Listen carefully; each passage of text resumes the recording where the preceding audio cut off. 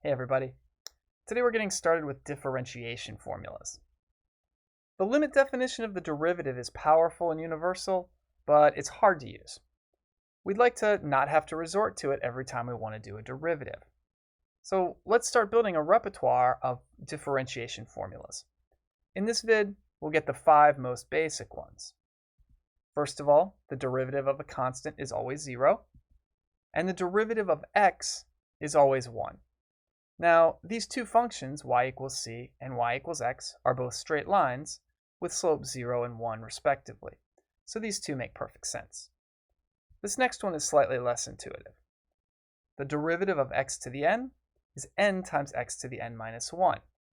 This is a power rule. It teaches us how to differentiate x to a power, and it holds for any value of n except 0.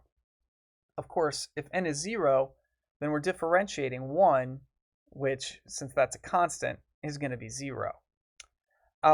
This and the other formulas, by the way, can all be proved using the limit definition of the derivative. I'm not going to go through that here. The next two properties tell us how to build up derivatives of more complicated functions using derivatives we already know. For the first one, the derivative of a constant times a function is the constant times the derivative of a function. So basically the constant factor just gets factored out. And the derivative of a sum or difference is going to be the sum or difference of the two derivatives. Let's run through some examples. I think that'll make all of this much clearer.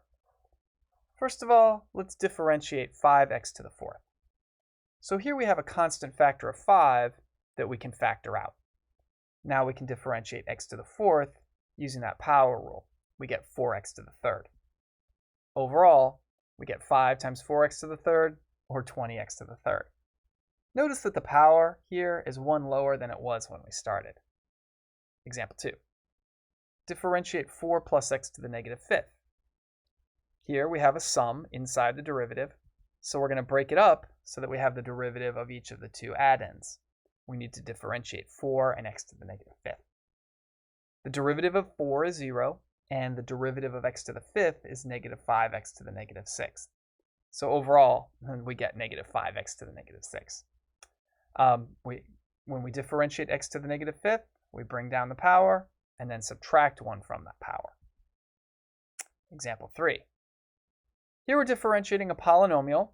We've done two somewhat similar examples already, so let's move through this one a little faster.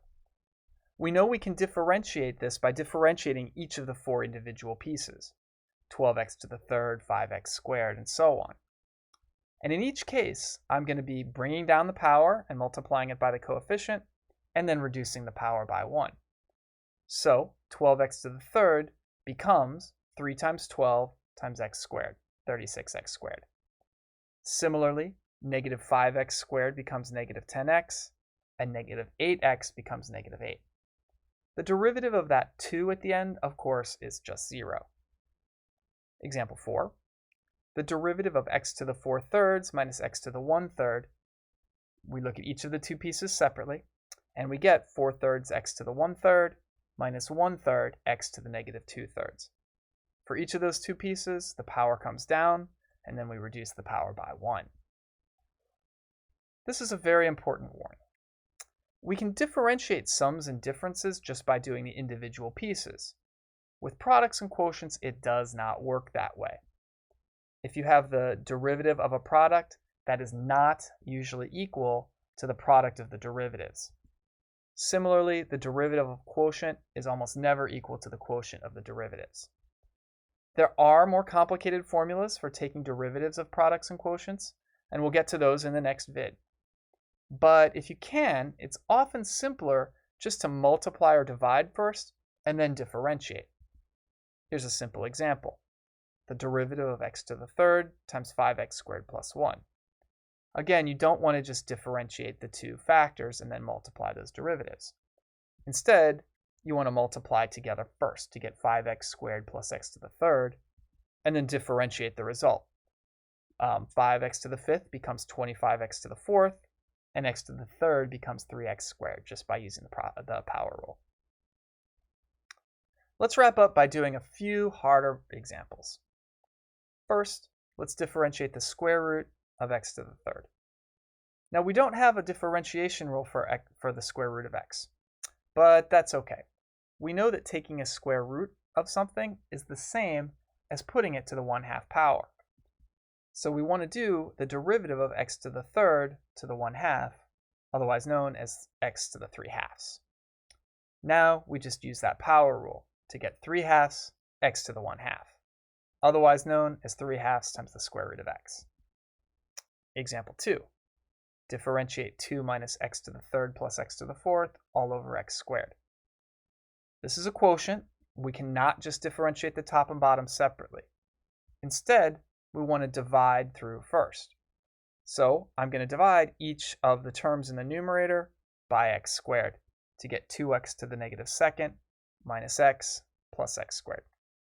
And then differentiating this by differentiating each of the pieces and then using the power rule on each piece, I get negative 4x to the negative third minus 1 plus 2x. Last example. Differentiate x to the pi plus 3 to the pi. Now, remember pi is just a constant here. It's not a variable. It's just some number. It's about equal to 3.14. So 3 to the pi is going to be constant. That's a number you can put in your calculator. So the derivative of that second piece is just going to be 0. The derivative of the first piece is done using the power rule.